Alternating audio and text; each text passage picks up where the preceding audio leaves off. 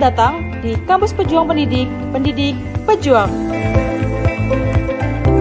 Universitas Veteran Bangun Nusantara merupakan institusi pendidikan tinggi yang memiliki motivasi untuk mencetak lulusan yang mandiri, unggul, profesional, berkarakter, dan memiliki nilai-nilai kejuangan.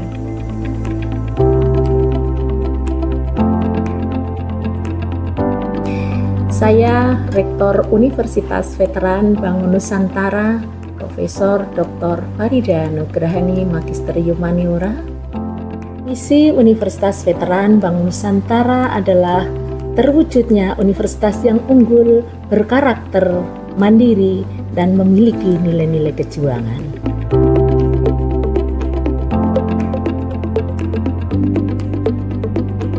Univet bisa, Univet jaya, Univet unggul luar biasa.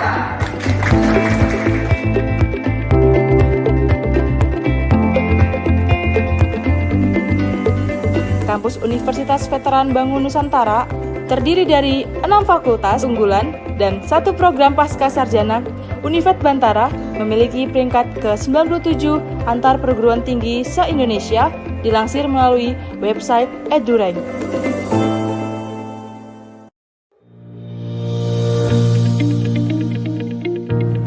Menyelenggarakan pendidikan yang berbasis pada nilai kejuangan, Univet Bantara didukung dengan kegiatan perkuliahan yang terkelola secara profesional dan difasilitasi dengan sarana dan prasarana yang representatif guna mendukung proses pembelajaran mahasiswa.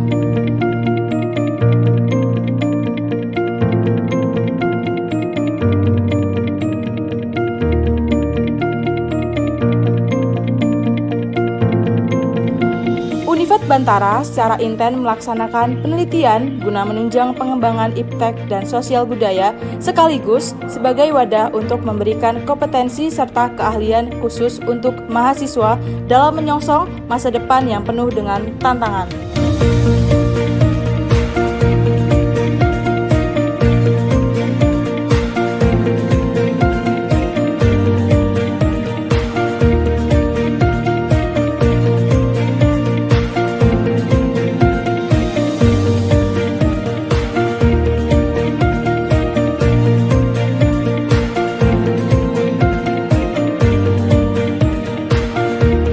Pengabdian kepada masyarakat merupakan bagian yang secara intensif dan aktif dilaksanakan Univet Bantara dengan melibatkan dosen serta mahasiswa sebagai wadah untuk membentuk karakter serta sebagai bentuk kepedulian sosial dan menjadikan generasi Bantara.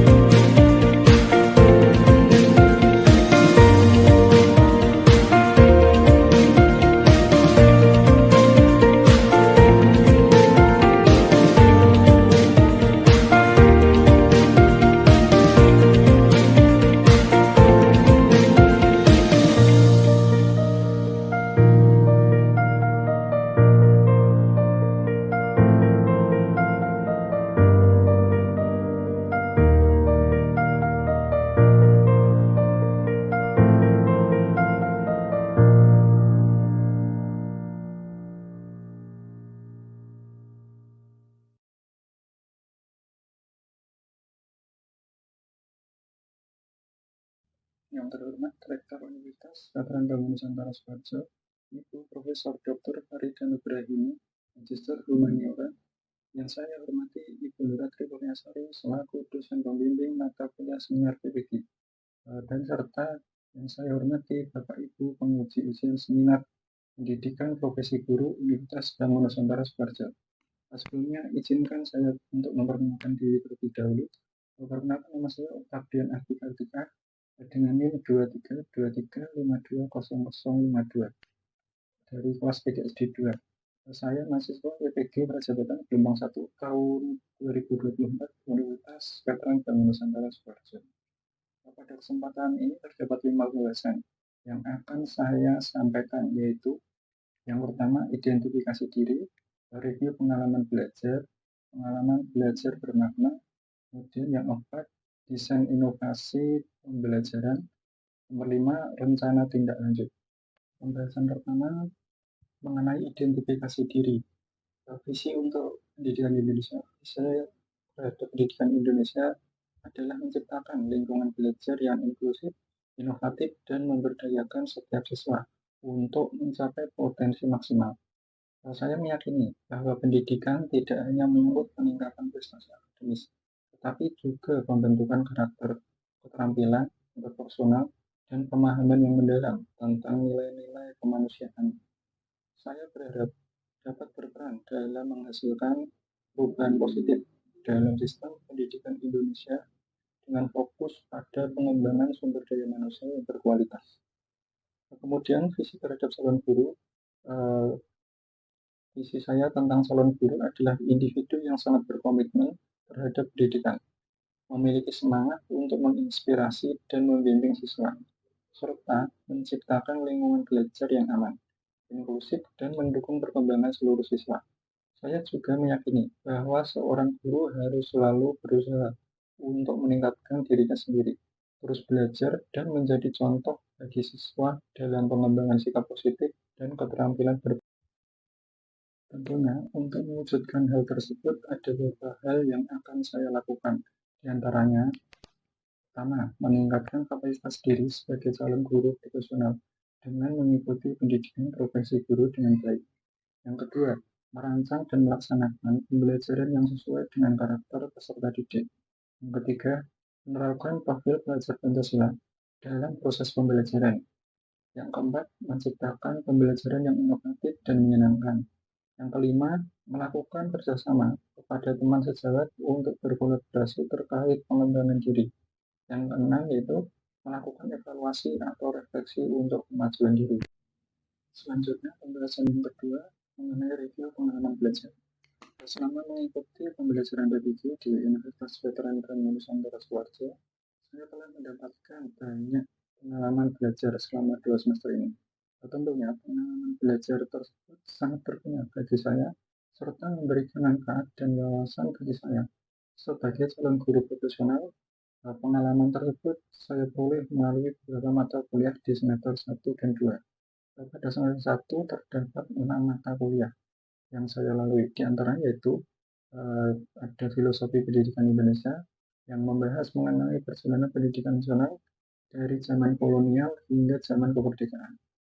Saat ini, pendidikan di Indonesia tidak lepas dari pemikiran tokoh pendidikan nasional, yaitu Bapak Ki Hajar Dewantara, yang telah mencetuskan ide dan pemikirannya yang sekarang tertuang dalam semboyan pendidikan, yaitu ing ngarsa sung tuladha atau di depan memberikan contoh, ing madya mangun karsa, di tengah membangun motivasi, dan tekuri handayani, di belakang memberikan dorongan semangat.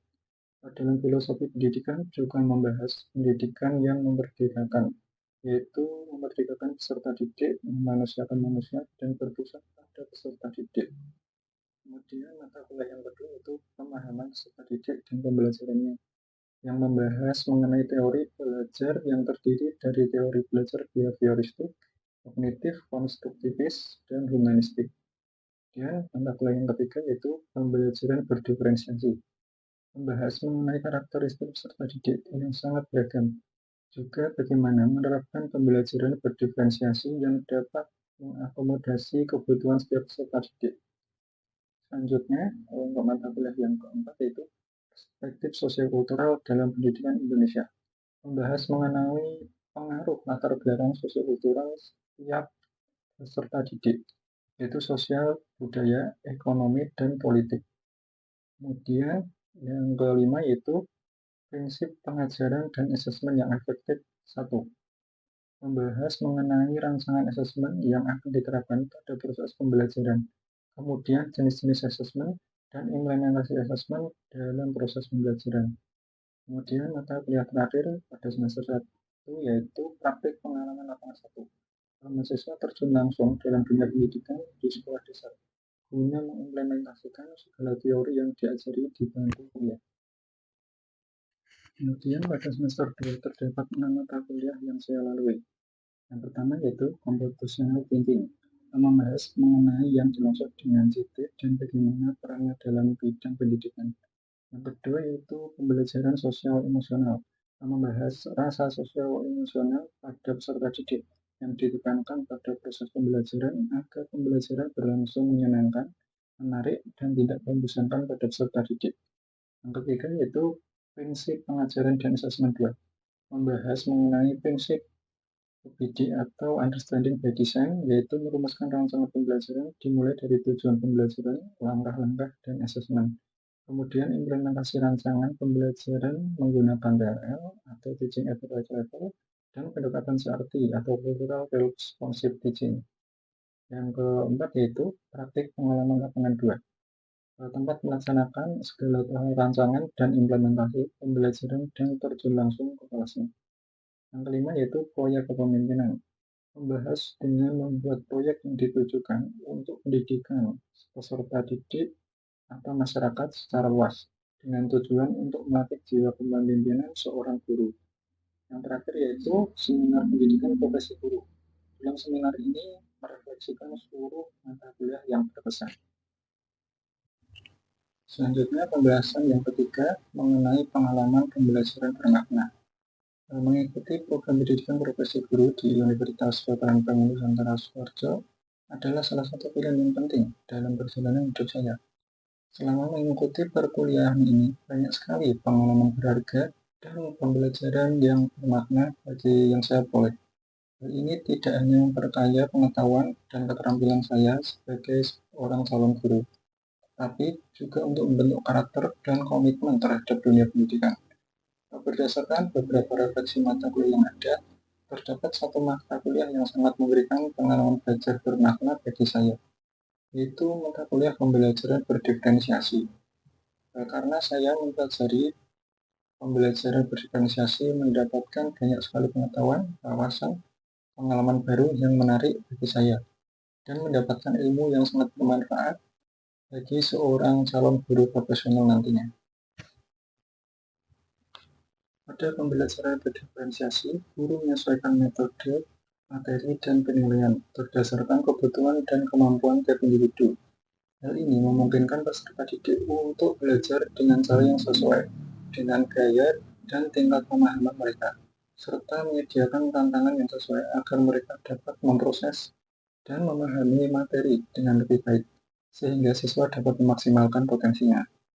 Pembelajaran diferensiasi mempelajari tentang keberagaman dan kebutuhan belajar peserta didik. Adapun 4 aspek pembelajaran berdiferensiasi, yaitu konten, proses, produk, dan lingkungan belajar. Strategi pembelajaran berdiferensiasi ini merancang dan mengimplementasikan pembelajaran berdiferensiasi serta evaluasi pembelajarannya. Di sini terdapat pertama yaitu diferensiasi konten. Adalah strategi pembelajaran yang menyesuaikan isi atau materi pembelajaran dengan kemampuan minat dan kebutuhan siswa. Tujuannya agar materi, kegiatan, dan hasil belajar bisa lebih relevan bagi setiap siswa. Kedua, diferensiasi proses.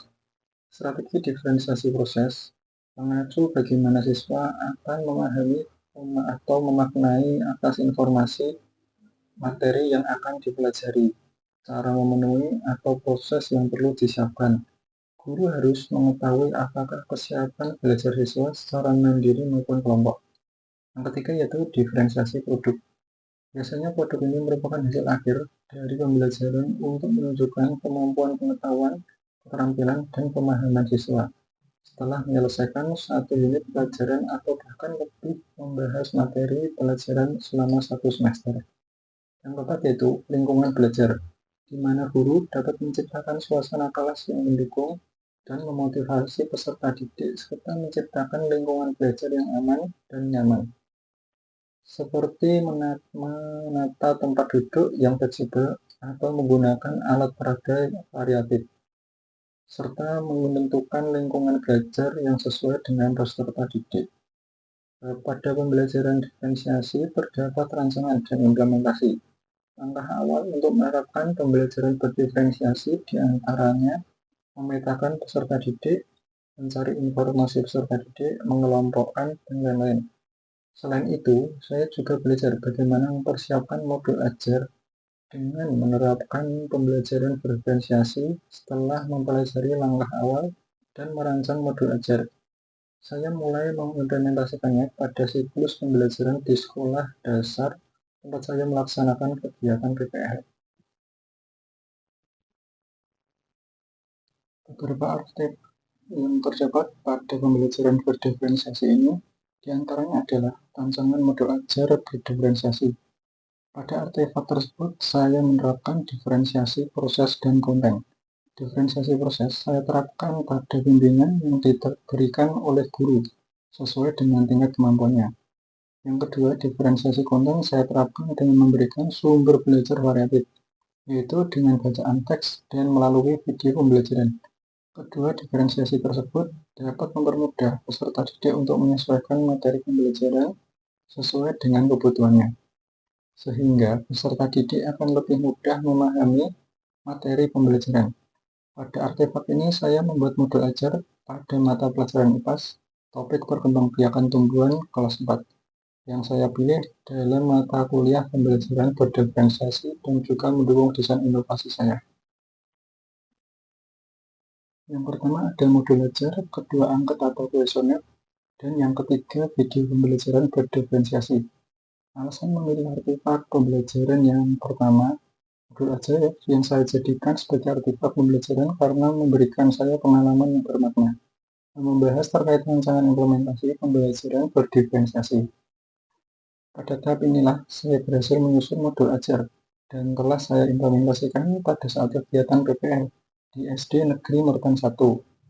Dalam pembelajaran diferensiasi ini, saya melakukan pemetaan kebutuhan pada peserta didik berdasarkan bakat mereka pada materi perkembangbiakan tumbuhan. Yang kedua, sebelum saya menyusun modul ajar, saya membagikan angket atau kuesioner, yaitu angket bakat pada kelas 4. Dari situlah diketahui bahwa mereka memiliki bakat yang berbeda-beda. Dan yang ketiga, video pembelajaran. Video ini saya jadikan bukti artefak karena video tersebut menjadi bukti bahwa saya telah berhasil melaksanakan pembelajaran berdiferensiasi di kelas 4, materi perkembangbiakan tumbuhan, mata pelajaran IPAS di SD Negeri Mertan 1. Selanjutnya yaitu dampak pembelajaran, yaitu untuk memenuhi kebutuhan peserta didik melalui kegiatan pembelajaran sesuai dengan bakat, minat, dan gaya belajar. Selanjutnya, meningkatkan kreativitas dan motivasi peserta didik dalam belajar. Kemudian, proses pembelajaran melibatkan keaktifan peserta didik untuk terlibat aktif dan berkolaborasi atau bekerja sama dengan teman sejawat. Yang terakhir yaitu kegiatan pembelajaran menjadi lebih menyenangkan karena setiap kelompok menghasilkan produk yang bervariasi. Selanjutnya itu rencana tindak lanjut. Saya akan terus berusaha meningkatkan pengetahuan dan keterampilan saya sebagai guru dengan cara aktif mengikuti kegiatan dalam bidang pendidikan yang positif. Kemudian, saya akan berusaha untuk menyusun rancangan pembelajaran sesuai dengan kebutuhan peserta didik, kreatif, menyenangkan, dan memanfaatkan teknologi, sehingga dapat memberikan pembelajaran yang bermakna bagi peserta didik. Selanjutnya yaitu saya akan melakukan kerjasama atau kolaborasi dengan rekan-rekan sejawat atau guru saling berbagi praktik baik atau ide-ide yang dapat meningkatkan pengalaman belajar peserta didik. Sebagai guru profesional, saya akan menjalankan tugas dan tanggung jawab saya dengan dedikasi dan komitmen, Saya akan berupaya memberikan pendidikan berkualitas kepada peserta didik melalui pengembangan inovasi atau merancang pembelajaran yang kreatif dan menyenangkan. Selain itu, saya sebagai guru perlu memperhatikan karakteristik kebutuhan peserta didik yang sangat beragam dan berbeda satu sama lain. Dengan demikian, pada proses pembelajaran dapat bermakna oleh peserta didik. Ya, mungkin itu yang bisa saya sampaikan pada seminar ini. Untuk ada kurang atau lebihnya, saya mohon maaf sebesar-besarnya. Akhir kata, wassalamualaikum warahmatullahi wabarakatuh.